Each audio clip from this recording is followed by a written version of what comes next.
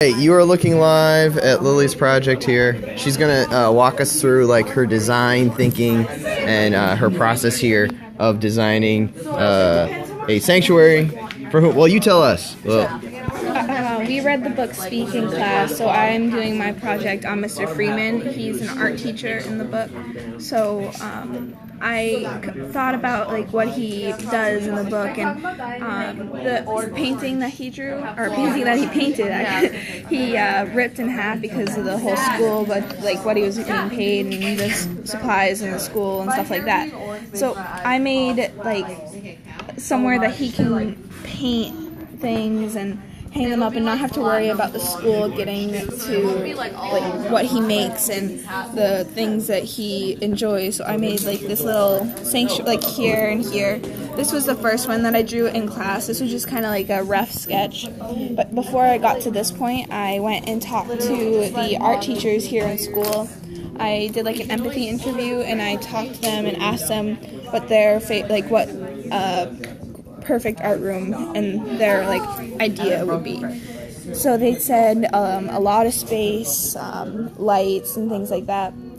So when I came back, I had the notebook that I had all my notes on in front of me, and I just quickly drew these two right here. This is like a little lounge room with a fireplace and then the stairs going down, and they lead down here into like the art room where they have like an easel and a turntable and storage for tools and things like that. But then after I looked at it and I didn't like it because of the lines, it never added up. It never had a point where it all lined up, so it didn't look right. And with this one, I just went too far back. The wall was too far back, so I had so much space that I couldn't fill up. So when I got back to my house, I talked to my mom because my mom was going to go to school for being an artist. So I talked to her, and she gave me a few pointers, like using a ruler like I have over here. I have a compass for these circles over here. I have a drawing pencil. These are shaders. Shoot, what are they called? like blending sticks? Sort of. They're like They're super cool. What you do is you take like one of these and you bring it in here. Hold on, I'll show you. It's like this. It's like you have that, and then you can take this, and it smudges them. Smudgers, that's what they're called. Oh, smudger. Smudgers. And it smudges them so it makes like a shading. Nice. So I got these out and I completely started over. I took everything that I did here. I took the ruler. I made a point where everything's supposed to line up. So if you take this, like all these lines, like this is straight. It lines up with these ones here. This one, the windows, that other window, the rug. And then this line right here, it lines up with the fireplace, the painting. Oh, fantastic. Nice. And all these. And then this line here, it lines up with the couch, it lines up with this. Right. So everything's supposed to line up. It all has a center point. And then downstairs, I made the stairs that go down here and down here. I love how you did that, by the way. Like the idea that it extends through here, and so then the space continues. So like this page actually kind of like goes down here in a way, it kind of goes like down here. Right. I love that. I think it's fantastic. And then so from here, I took out an easel that was behind me when I was drawing all this, and I set it out in front of me, and I put it up, I looked at it, I drew what I saw, and this is what I finally came out with, which actually looked a lot like the easel that we have. And then I took canvases, like what he has basically painted already. I haven't done anything with them yet, I just kind of drew them up. And then I put them up here, so they're different sizes, they're kind of off-centered, so it gives it more like a real look to it. Right. And then I have these candle lights on all of these. And then I have a sink here, because like every artist needs a sink in their space. So, and I moved the wall closer from this one because it was just so much space, I wouldn't have ever filled it up. Right.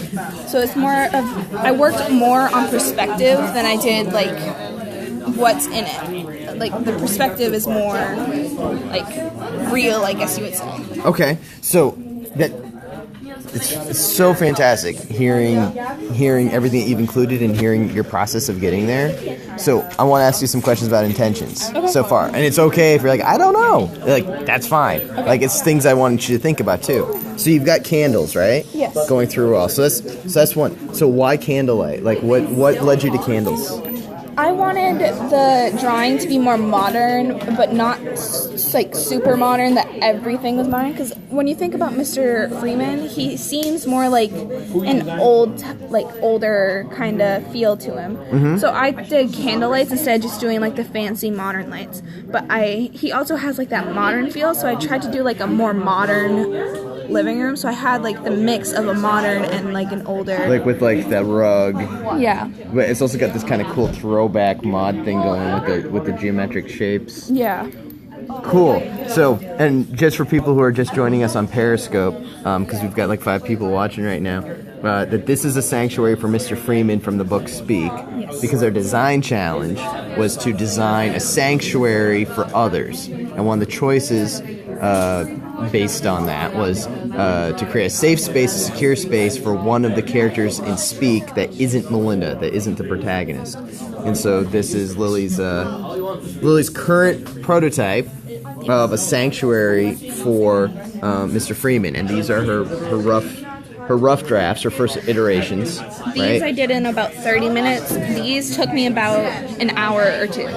Which is fantastic. I love that you were so intentional about like why this wasn't working for you, and that you applied that thinking here.